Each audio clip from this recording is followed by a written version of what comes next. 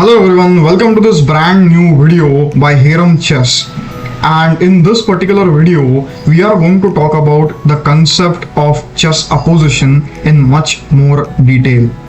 However, before that, if you like my new suit, just click the subscribe button below and hit the bell icon.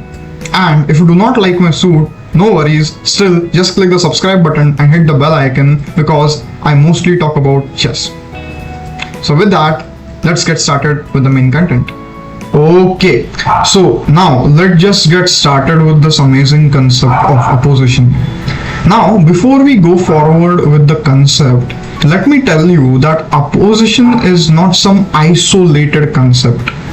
Whenever we are talking about opposition, we have to always understand there are four interrelated concepts that you have to understand. Because if you don't understand these four interrelated concepts and you just understand the concept of opposition, it doesn't help you in any way, shape or form. And for that reason, I first want to introduce you to all four of these concepts, and I want to explain you about these concepts in detail. So the first concept is obviously the concepts which we are going to discuss, and that is opposition. So let me just tell you what exactly is this concept of opposition. So when I say the word opposition, listen to me carefully, this is very important. It means that there is one square between the two kings and the side which has to move is at a loss. So what does that mean? That means that if it is black to play, then black is at a loss. If it is white to play, then white is at a loss. That does not mean white will lose the game, but that will mean that the game will be a draw if black plays well. So if black plays a move here, then white will get a gain, and if white plays a move, then black will get a gain. Okay, so the side which is to move is at a loss. So if it is black to play, black is at a loss. If white is to play, white is at a loss. That is the first concept. This is extremely important. Now here I would just show you how the draw actually happens. If it is white to play, it would be a draw. So if I play the move king f4 here, black will go here. Now if I push the pawn forward, he'll go here, e5, the king will go back, king e4, king d7, king d5, king e7, e5, king e8, king d6, king d8, e7, king e8, and king e6 is a stalemate.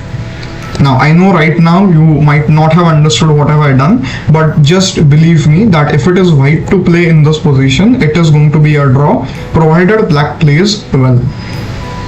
Now let's look at what happens if it is black to play. So now I have taken the same position and it is black to play right now. So let's look at what happens is if black plays the move king d6, here white plays this amazing move which is king f5, and this is known as outflanking. Okay, this is known as outflanking. This is the second concept. Now please remember this, without outflanking, opposition is of no use. If you just get the opposition and you expect to win the game, that is not possible. The concept of opposition is of no use if you cannot outflank the other king. So this is the concept of outflanking, where it is white to play, and here white can play the move king f5. So white plays king f5, and now you see suddenly what has happened is white has entered a new, I can say, a new rank where he can achieve the key square. So this is the third concept. I'll come to the concept of key squares later, but first try to understand this, that white has played the move king f5, and now what is white going to do is white is going to take the opposition one more time. So black plays king e7, and now again white takes the opposition king e5. Now black goes here this time, king f7. Now here white plays king d6. Now this is again outflanking. What is white doing is again outflanking the black king.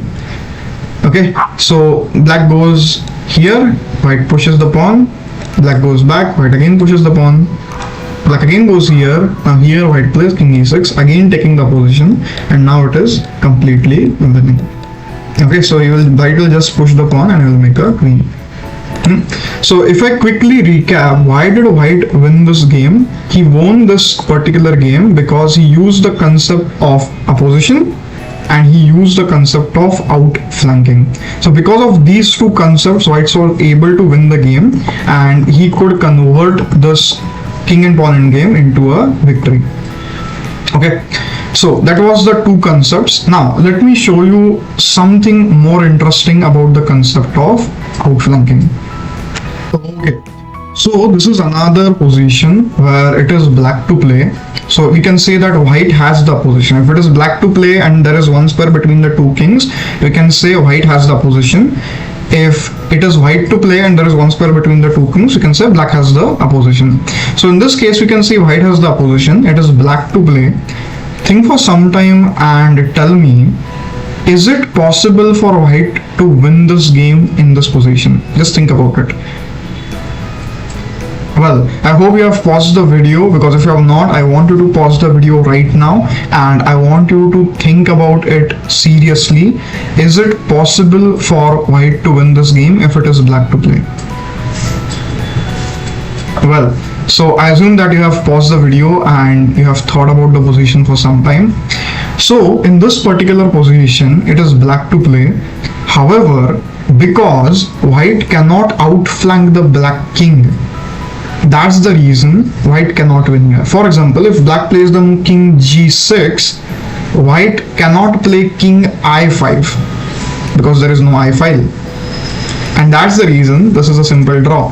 So white has to play king g4, king h6, and then he has to push the pawn forward, and when he pushes the pawn forward, you will see that very soon it's going to be a draw, it's going to be a stalemate. So here black will play king g8, h7 and king h8, and finally it will be a stalemate. So what we can understand from this example is basically whenever the white player gets the opposition, or not just white but any side, white side or black side, he gets the opposition, it is not enough. We have to have outflanking. We have to use the concept of outflanking. We have to outflank our opponent in order to win the game. And because it is not possible in this position, we can conclude that this is a simple draw. So that's the second concept. Now the third important concept, let's talk about the third important concept, and that is key squares.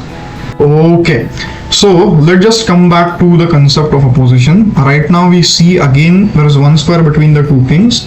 It is black to move, and that's the reason white has an advantage.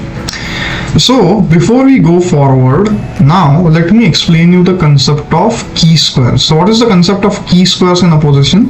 It simply means that you have to see where the pawn is. So right now the pawn is on the second rank. You leave the next rank, that is the third rank, you cross it out, and then you take the square which is right in front of the pawn in the next rank, that is in the fourth rank. I take the e4 square. This is what I call as the first key square. Then I go one left, this is my second key square, and then I go one right, this is the three square. So we can call this as the three key squares. So the e4, d4, f4 squares, I can call them as the key squares. Now what is the concept? Listen to me carefully, again this is very important. The important concept here is that if the king reaches any one of these three squares, then I can say that white wins the game. It doesn't matter which key square he reaches any one of these key squares, white wins the game. So if black plays king d5, I go king f4, and see, I have reached one of the key squares. So when I reach one of the key squares, it means now I'm going to win the game. Similarly, if you plays king f5, I can play king d4, again I have reached one of the key squares, and I can say that okay, white will win the game. And similarly, if he goes king e6, I will play king e4, and again my king has reached one of the key squares, and I can conclude that white can easily win this game. And that's the reason the concept of key squares is very important. And if you know this concept, you can even win games where it is very difficult for a particular side to win in a king and pawn endgame. What I mean is, if there's a very difficult position, still with the help of the concept of chi-square, if you understand this concept well, is you can create very difficult endgames into amazing victories. Okay, but before we go forward, I have one more thing for you, because I want to make sure that you understand the concept of chi-square as well. So let me give you one more position. So this is another position, and now in this particular position we have a pawn on the b2 square. So stop the video for some time and think about it. What are the three key squares that white has in this position? Well, I hope you have got the answer right by now. So the pawn is on b2, so the first key square will be, we leave the third rank, we cut out that, and then the square which is the just in front of the b2 pawn, that is the b4 square. So we have the b4 square, then we go one left, that is a4 square, and then we go one right, that is c4 square. So a4, b4, c4, we can call them as the three key squares, and we can conclude that if the white king reaches any one of these three key squares, then white will win the game.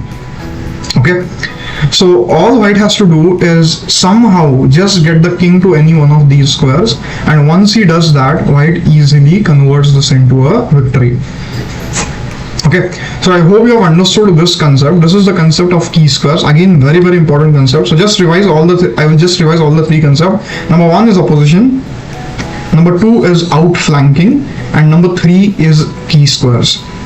And now we are going to understand the fourth very important concept, and that is the concept of waiting move. So let's understand the fourth and the last concept, that is the concept of waiting move. And this is a very interesting concept. So right now you can see that again there are two kings which are facing each other, but the catch is it is white to play here. So if it is white to play here, we know that white is at a loss. The simple rule of opposition is the side which is to move is at a loss. And for that reason, here we can say that okay, white is at a loss. However, here white can play one last trick with which he can win the game. And that is this beautiful move, e3. And see, suddenly what we have done is, earlier black had the opposition because it was white to move, but now when we play e3, we have transferred the opposition to the black player. Okay, we have transferred the move to the black player and we have got the opposition. And for that reason, now it is black to play, black is at a loss. So black has to make a move, black has to play king f6, and now here I play the move king d5. Okay, black played something, and again now you see I reach the key squares, and now I again outflank, and I push the pawn, and again I get the position, and then I push the pawn forward and I win the game. So these were the four concepts. If you like the four concepts, just comment below and tell me which one of these concepts was your favorite. Also, if you want to take this to a completely different level where you can supercharge your endgame understanding, all you need to do is click the link below right now and join our special endgame course, which is at a very discounted price. So just do it right now, click the link below in the description and join our course, and I would meet you inside the training where I reveal to you the real secrets of the endgame. So that's it for today. Hope you enjoyed this video, and I would meet you in the next video where I would discuss the concept of opposition even in more detail so that you understand the concept of opposition in the best possible way. So thank you everyone, and meet you next time. Bye bye.